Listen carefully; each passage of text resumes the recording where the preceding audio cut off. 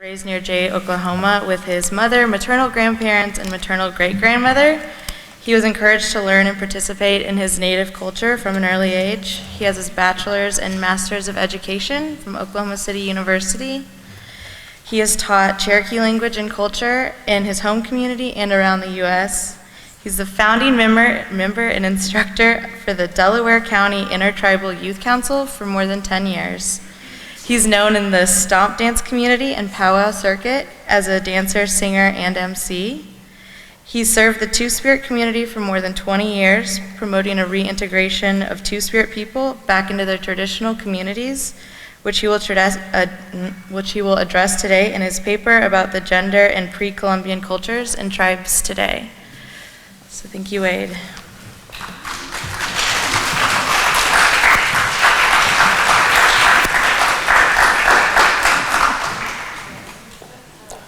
Osio Nicod, Galea Legi Nicod, Jedo Cohig, Way Blevins, Dawaton, Cherokee Nation, Unol, Dawaton, Juhurlity, Tlago, Oklahoma, the cake, Ani Wahia, Dickayan.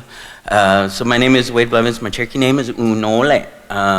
And so, you know, since we don't have a lot of time, what I'm going to do is I'm going to talk a little bit about the things that you can't find in research. I'm going to talk a little bit about what you can find in research and what's written about what we refer to now as Two-Spirit people. But mostly I'm going to talk about my own experiences and things that I was told, things that are handed down orally in our communities that are not written down, specifically about gender. It's really hard to make a blanket statement about gender among our native people because, you know, we had hundreds of tribes and we all had individual religions, we all had individual cultures, languages, and things like that. But it is agreed that most tribes, prior to European contact, had a concept of at least a third gender. Most tribes also acknowledged either a fourth gender, and some acknowledged as many as 8 genders. And the 8 genders would be a male with a male spirit, a male with a male-female spirit, a male with a female-male spirit, and a male with a female spirit. And then we would have a female with a female spirit, a female with a female-male spirit, a female with a male-female spirit, and a female with a male spirit.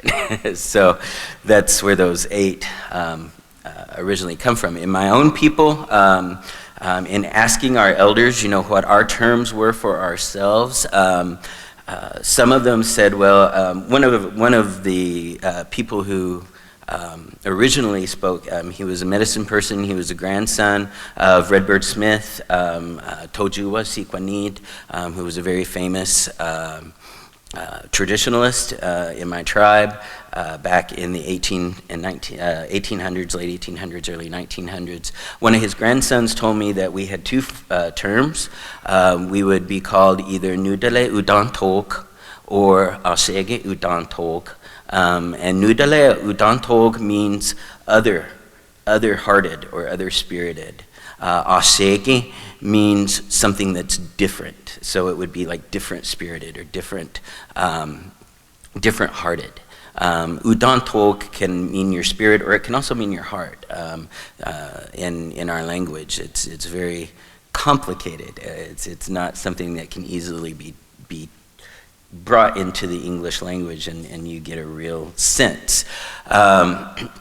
Just a few months ago, another one of our medicine people, his grandfather was a medicine person from the Stokes-Smith ceremonial grounds. He said, my grandparents always called third-gendered people Ayetli Aneha, and that means they live in the middle.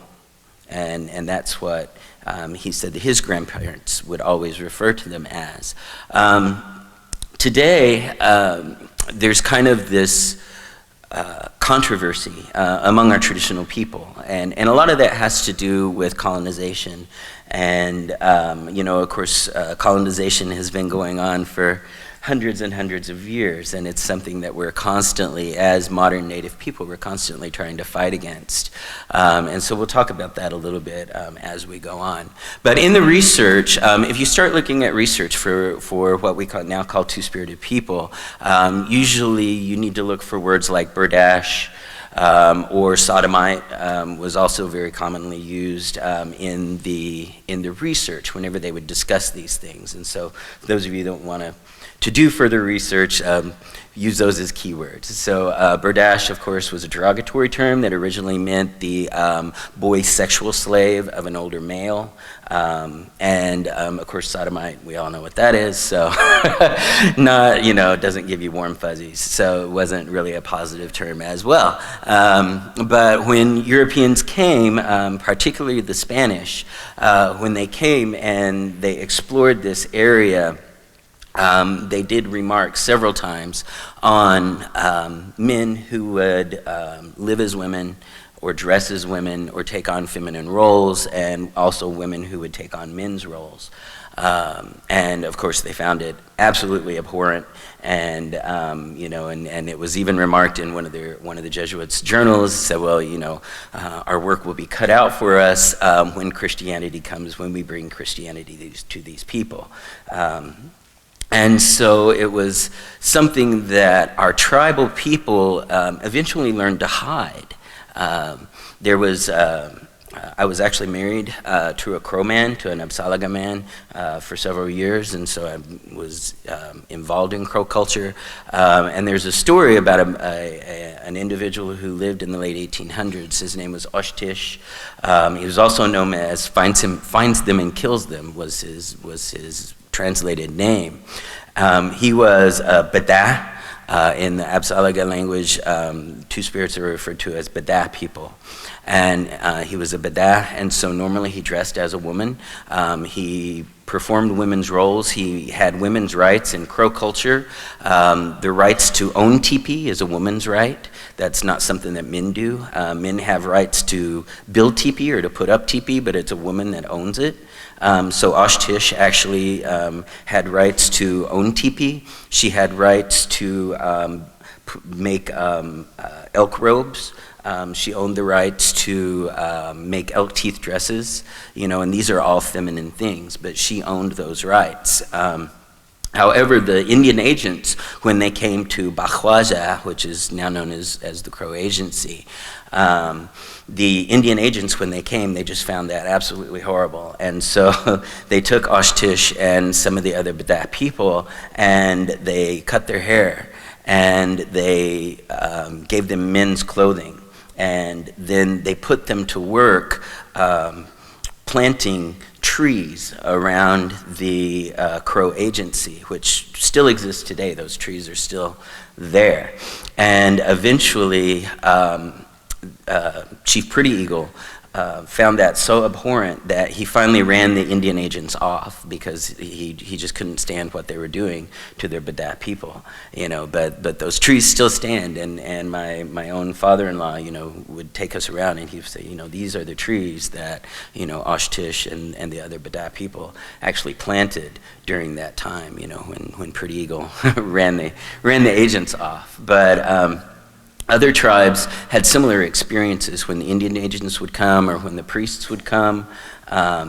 There are examples they talk about in some of the chronicles. There were incidents when they would take the berdache people and they would publicly feed them to their dogs, and things like that. And so it was the tribal people started to hide them. And they're like, oh, we don't have any such thing, we don't have any, because they were trying to protect them. And over time, I think that became a part of our culture. It was just something that we didn't talk about. When I was a child growing up, nobody ever talked about it. Nobody ever discussed it. It just wasn't something that people talked about openly, then when I became older and I started kind of asking questions, my uncles, the people that were in their 80s and their 90s now, they would say, oh yeah, they say, I would know, so-and-so, was a man but dressed as a woman and shook shells, at our stomp grounds as a woman, or so-and-so, she took on men's roles and she led stomp dance as a man, or stories like that, And so it wasn't until I would actually ask, and then they were like, oh yeah. But those things are starting to change. I know one example in my own lifetime, there was a transgendered person who went to one of our ceremonial grounds, and their old ugomiyu, their old chief, said, absolutely, you're allowed to shake shells here, you're allowed to take those women's roles, but their ugomiyu was quite a bit older. He's in his, he's almost 90 now.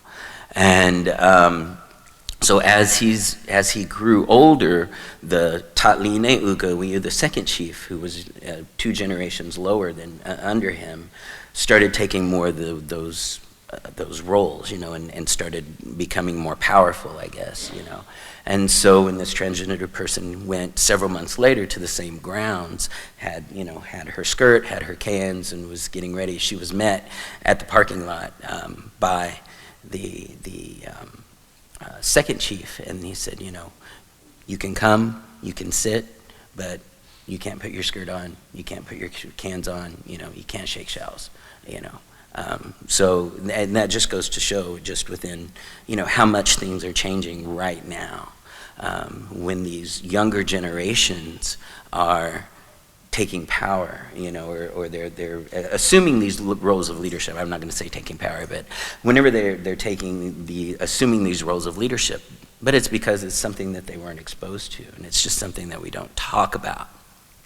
One of the people who did talk about it openly, though, was Benny Smith Jagesa, who just passed away just a few weeks ago, actually, and I had the great privilege of listening to him speak one time to a group of educators. It was a group of teachers all across Cherokee Nation, and one of the teachers asked him about gender roles.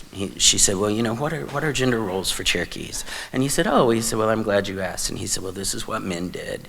And he went through that, and he said, well, this is what women did. And he said, and this is what, and he said, and then we had third gendered people. He said, we had our Nudale Udan Tok people.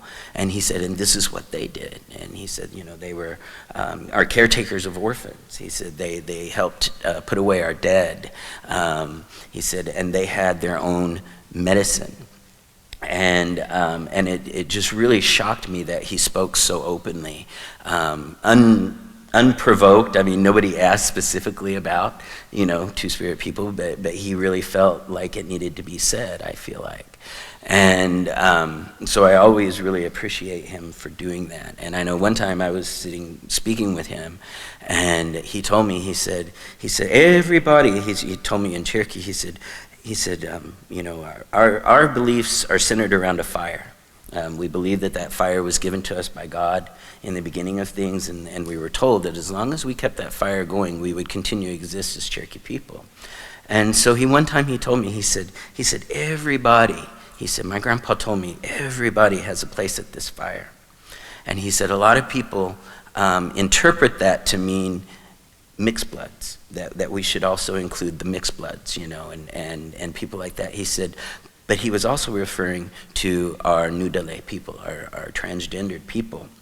He said, and he told me, he said that, until our transgender people once again are able to stand at that fire and take those places, he said, our fire has become diminished and weak because not everyone is there, And he said, and until we create that space again, our fire is not as strong as it could be, And so that really struck home to me about how much our roles as Nudale people, how much it's degenerated in modern times. And in some tribes, they still have it, but it's this weird dichotomy. One of my sisters, she's trans, she's Mi'kmaq, she's from the Oglala Nation, from Pine Ridge originally. She's very, very well known in the Indian community. She's very well known in the powwow community as a dancer and a beadworker. And among her people, Winkte people are still respected.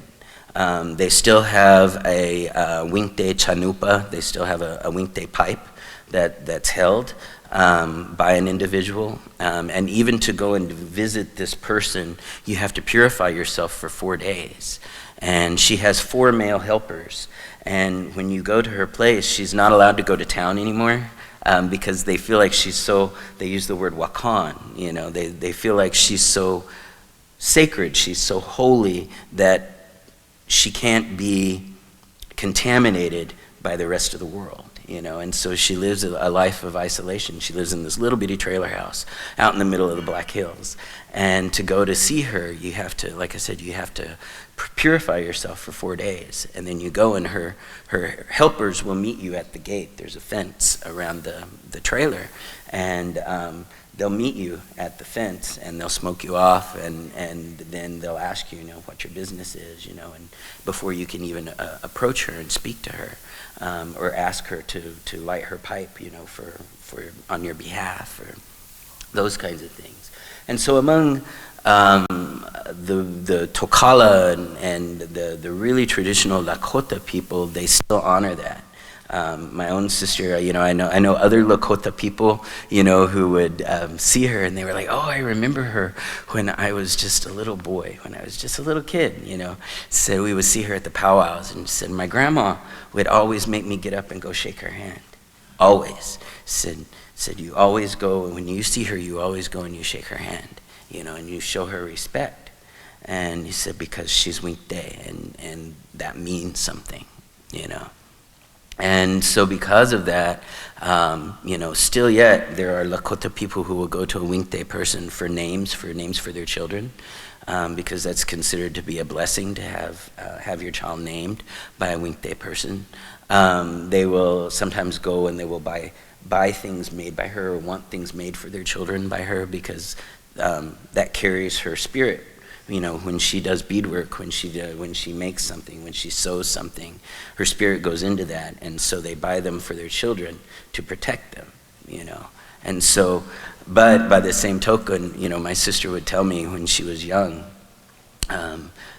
her dad, who was a very traditional person, didn't understand and wanted her to be like a boy, you know, and would make her try to wear boys' clothes and things like that. And she said if it hadn't been for her grandmother, you know, things would have been really hard. But her grandmother stepped in and told her father, said, leave her alone, you know, let her do this because this is who she is. She's a Winkte, you know, and this is, because of that, they believe, among her family, they believe that they've had a dream by Anukite, which is called double woman.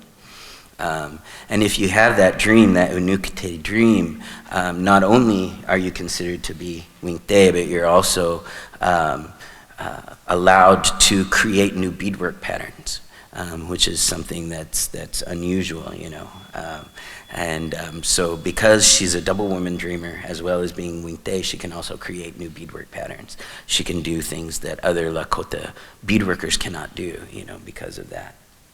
And but she said whenever she was a teenager, she said it was really hard for her growing up on the reservation because and as we all know, those of us that grew up in Indian communities, there's this really weird flux, you know, because there's traditional and then there's the Christian group and then there's, you know, everything in between, you know, and she said, you know, men and boys would crawl through her window, you know, at night and you know, and sleep with her, and then the next day they'd beat the crap out of her, you know, and so, you know, and so I would like to say that, you know, in these communities that they were still upheld, but that's not true, and it's not by everyone, you know. It was just by, especially the older people, were the only ones that still kept to those ways, you know, like that.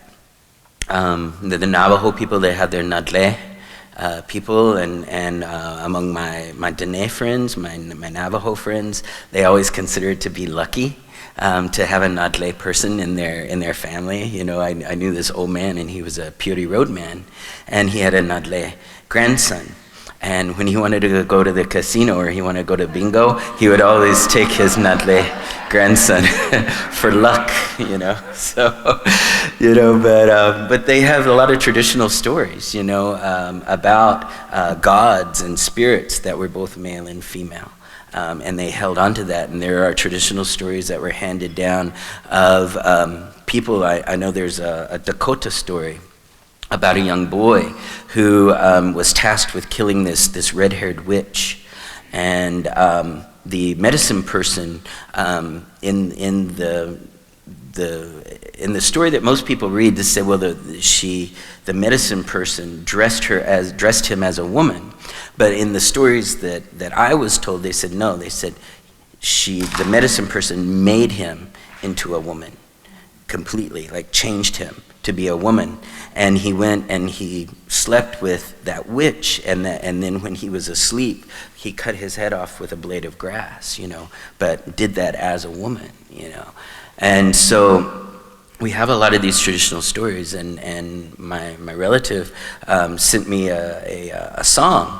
It's a Wichita song, and this song is a really interesting song because it has these words in it, and so he told me the story about these words, and he said a long time ago the Wichitas captured a Kiowa warrior, and this Kiowa warrior was a giant, huge, and so they weren't really sure what to do with it, and so they put it in this like fence, like a stockade kind of thing, and they were gonna keep it in there, it was this great warrior.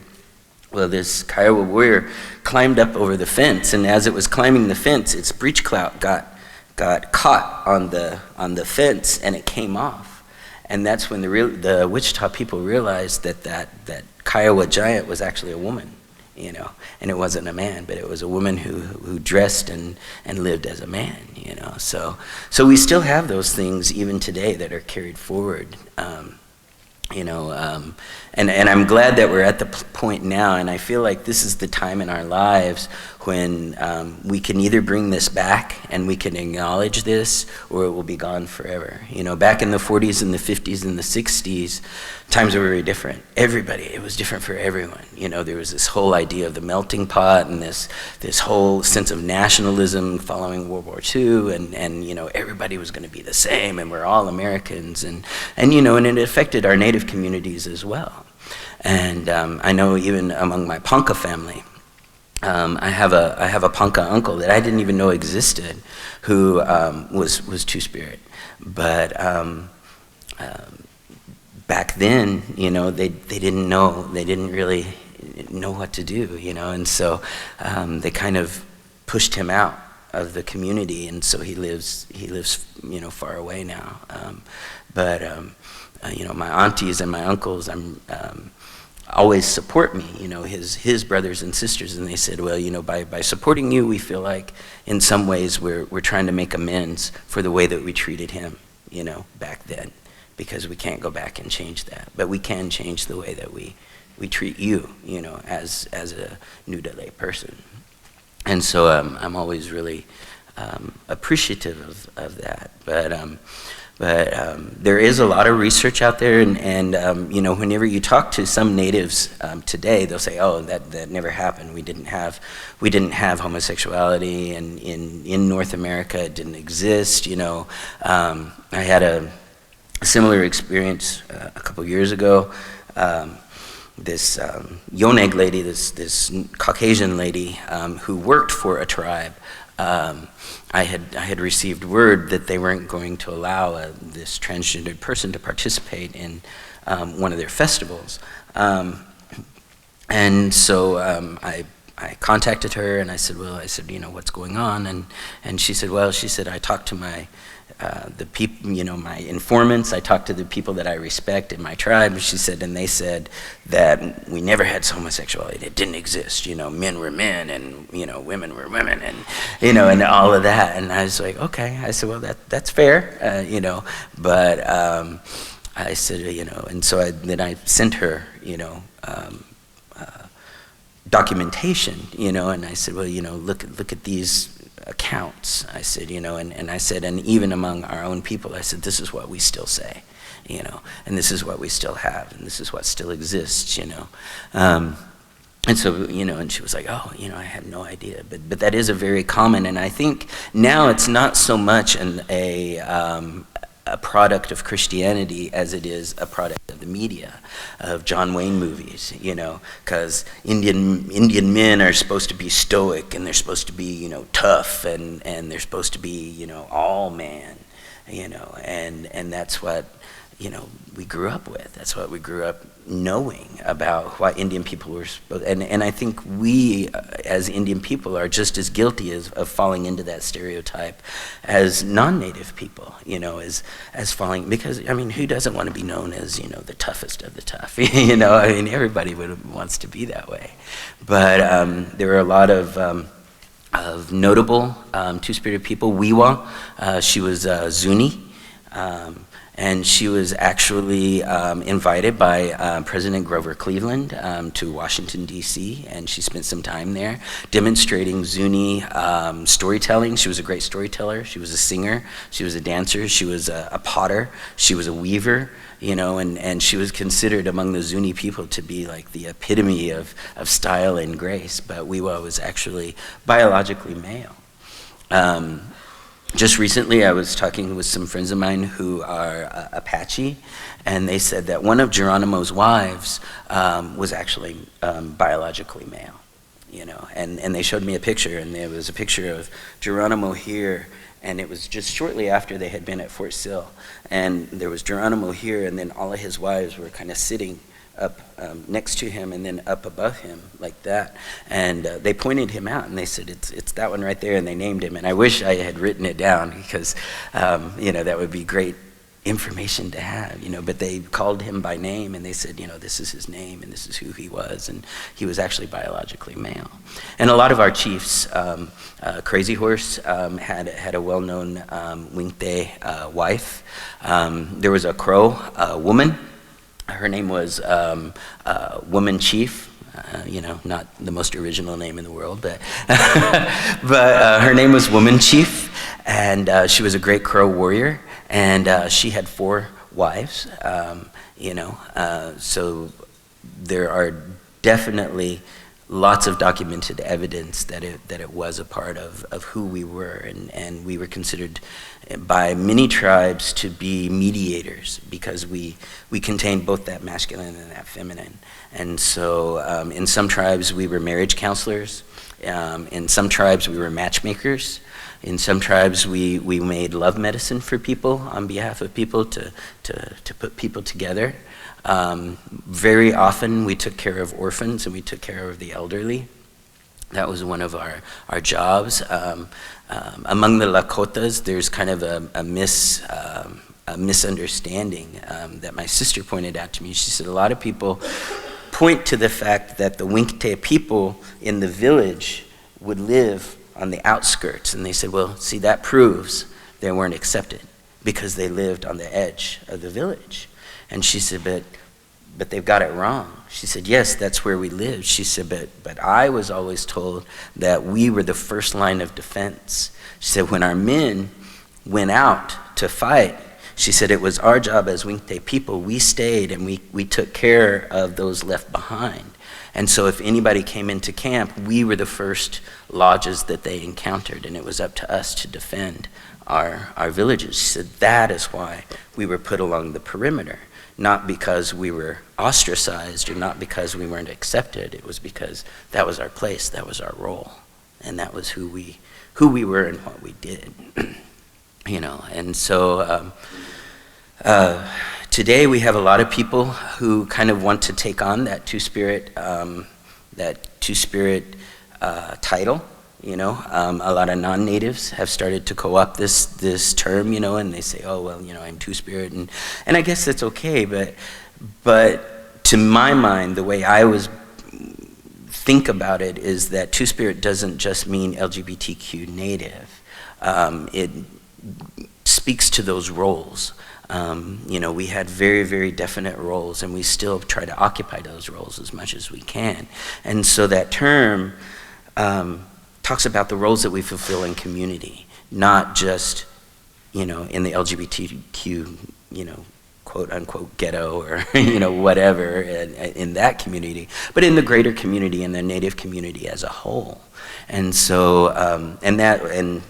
and I know the people who were there whenever they coined the term Two-Spirit, Clyde Hall and Randy Burns and all of them. I know them personally, and I know that their intent whenever they developed this term, this English term, Two-Spirit, that was the intent behind it, was to speak to those traditional roles that we do fulfill within our community. And so in some ways, it's very nice, but it's also very restricting, the LGBTQ community, because they have been marginalized so much by mainstream culture. They're able to invent their own roles and responsibilities. They're able to invent their own community. They're able to define themselves on their own terms, very much so. But we don't have that luxury, because, we weren't at one time an accepted part of our culture, and so we do have very, very definite roles and responsibilities, and we have things that we have to follow. We can't just do, whatever we want, and I myself am a good example. As a young man, I was brought up as a dancer, and I was brought up singing, and I was brought up doing those men things, and I was given certain men's rights, and so because of that, there are certain things that even though I am Nudale, I don't feel like I can participate in that because I was already set on a certain trajectory and I was set on a certain path as a young person, And so even sitting at the drum, I was paid for, and I was seated at the drum, and and I feel very blessed to be there, But it's also hard for me too, because it's a very, very straight male dominated place when you sit around that drum, And so I only sit when my family is, whenever I see, some of my uncles or my cousins or my brothers. If they're there, then I'll be like, okay, well, But it's really an odd feeling, and I know some of you know what I mean, even though you look like you fit in with the rest of the world, there's this part of yourself that's set apart, and you don't exactly fit, right?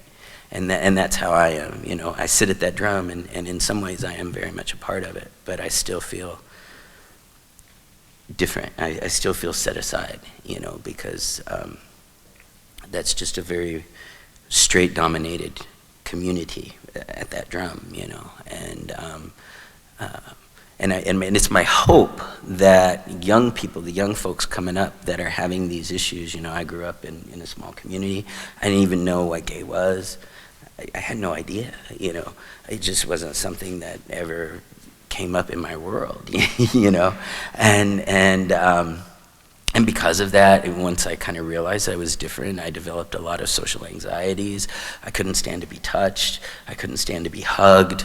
I dropped out of all kinds of sports because I was scared to death. If somebody touched me, they would know, And I was like, if somebody hugs me, they're going to know who I am, and I can't handle that. I can't stand that, Or I was afraid if I played sports, I was like, oh my gosh, I have to go in the locker room, and what if they accuse me of looking at somebody or, something like that. And so I just, I came up with a medical excuse that I didn't have to join sports anymore, and, didn't have to play sports. And I did martial arts instead because they had private dressing rooms, so.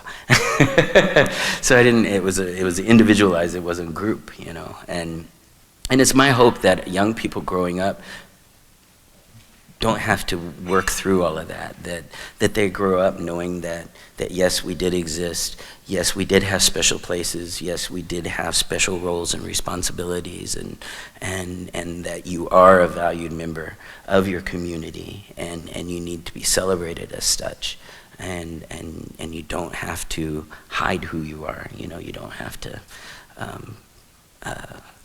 feel so small, because you have a great history, to live up to. So anyway, that all being said, I would like to answer your questions. I tried to go as quickly as I could, so I'd like to answer your questions that you might have. Yes, ma'am.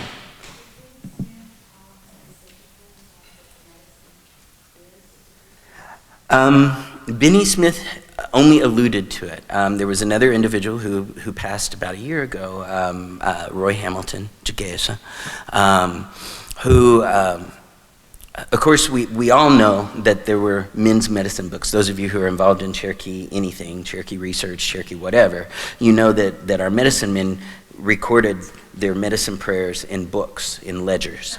And there's huge documentation on men's books. About 10 years ago, I became aware that there are women's books as well that are completely different. They're held by women, they're passed down to women. I know a woman in my community of Jay who has her grandmother's book, you know, and it deals, well, I can't even tell you what it deals with because it's women's stuff, you know. But I was talking about that to Roy.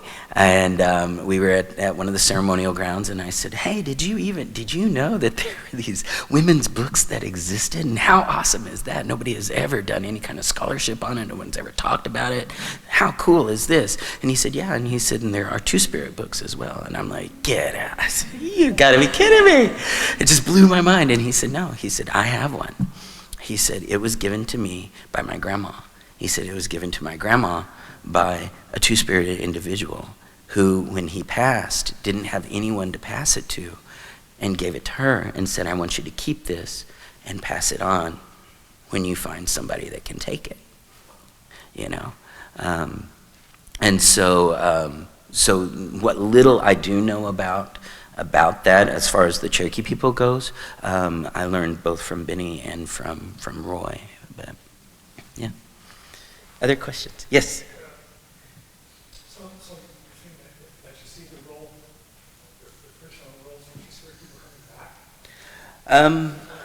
Slowly, in some communities, yes.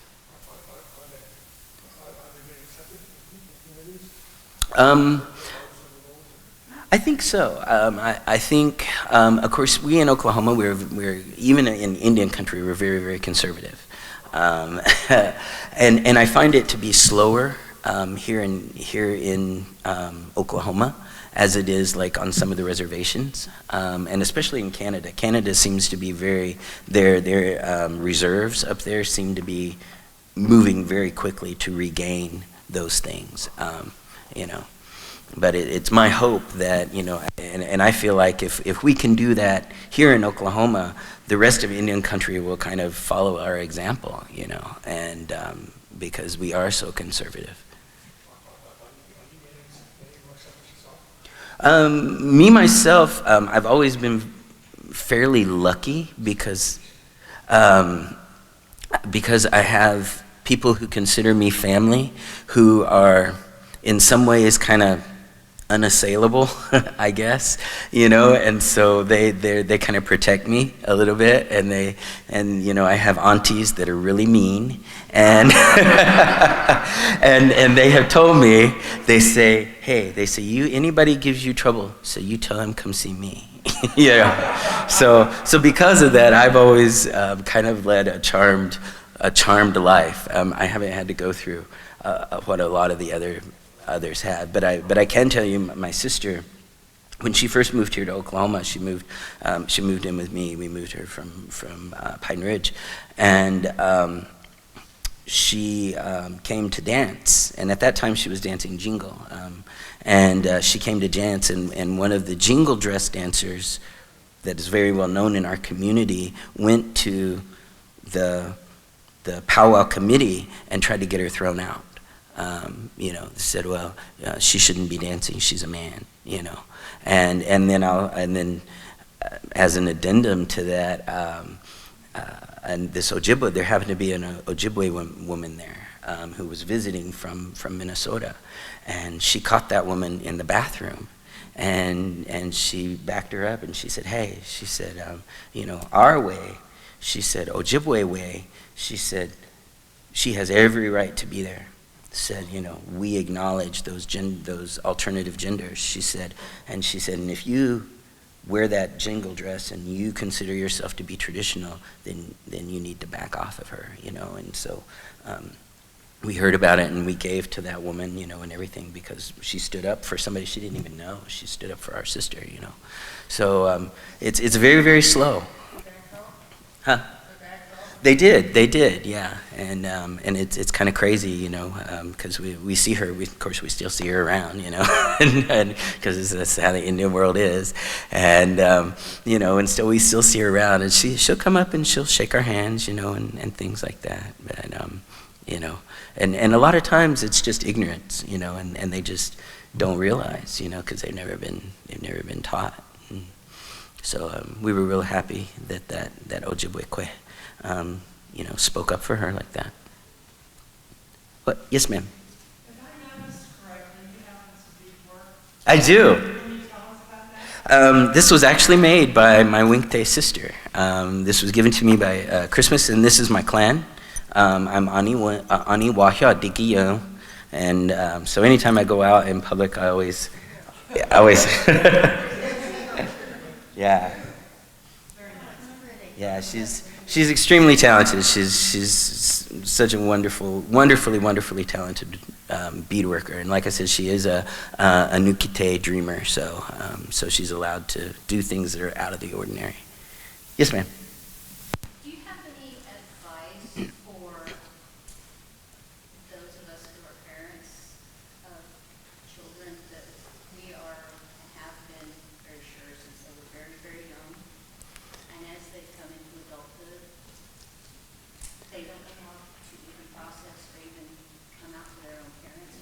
Right. A mother knows. Oh, absolutely. My mom knew. I didn't come out to my mom till I was about 21 years old. But my mom, before that, had asked me twice before, you know. But I wasn't ready, you know. I wasn't ready to have that conversation with her, you know. But my advice, and I'm really glad that you brought this up, because we need those young people so desperately, you know. I do have a drum. I sit at a drum, and we travel a lot, and we sing for Two-Spirit things, you know, events and things like that, and we get asked to do those things, and we're not all Two-Spirit that sit there. It's some of us are, and then the rest of us are. It's my family, you know. It's my mom, and you know, my nieces, and my brother-in-law, and you know, and my cousins, and you know. But they're all very cool with it, and they're all very okay. But we're all getting older, you know. I'm one of the younger ones. All my brothers are older, and I'm, you know, in my mid-40s.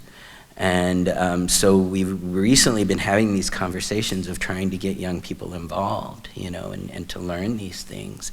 And so we reached out to people that we know in the gay community that we know are Native, you know, and things like that. And they're not interested. They don't, you know, I think they equate traditionalism with being backward and being poor and, you know, being ignorant, I guess, because they're more interested in just being gay, you know, and taking all of that. And I think it's because of negative experiences that they've had in their own communities, and they're like, I don't want to be any part of that. I don't care about any of that Native shit, is what they say, you know. And so I really encourage, if you have young people, you know, really encourage them to find safe spaces where they can be who they are, you know, because we do need them. You know, we need those young people to carry things forward, because if they don't carry it forward, when I'm gone, some of the things that I know will go with me, you know, some of the things that my uncles gave to me, and those kinds of things, you know. You know, just keep those communications open, you know, and encourage them to explore and to be themselves, and you know, there are organizations that exist, you know, and if you go to those kinds of things, you know, maybe that will give him the courage, you know, because maybe he's not even ready to accept that for himself yet, you know, because I know, you know, it's hard. It's so hard to do, and so, but hopefully someday he'll be able to do that, you know. But again, you know, those of you that are parents, a lot of times it's just easier as a young gay or lesbian person to just cut off ties with your family and just move and do your thing, you know, because you're just not ready to let them in, you know. And so it's easier, rather than be rejected, it's easier to just push them out, you know. And that's what I tried to do, you know, with my mom and everything. And now, my gosh, my mom's like mother to every gay person on the planet, I think, you know. You know, she goes and and anytime I go anywhere, they're like, oh, where's your, you know, I'm glad you're here, but where's your mom, you know? So, you know, but, and my mom feels like, and that's what she says, I feel like that God gave me the task to be the mother to those whose protector, right, the protector of those who maybe their families don't accept who they are, you know. And she said, so I can be there and I can love them unconditionally and hopefully give them that strength, you know. So, yeah, you know, it's such a blessing to have somebody, but it's scary, you know, because I can tell you from my side, had my mom not been such a strong person, I would have probably pushed her out of my life forever, you know, and pushed my family out of my life forever, because it was easier. That's the easier path to take, you know. Because you're like, well, they're going to hate me anyway, so I'm just going to push first, you know. And, you know, I'm going to leave and I'm not going to come back. So, you know, and that's kind of the sad part of it.